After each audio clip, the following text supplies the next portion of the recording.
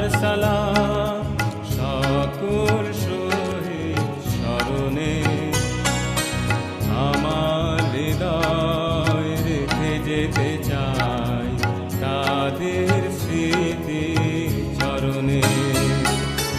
সালাম সালাম হাজার সালাম।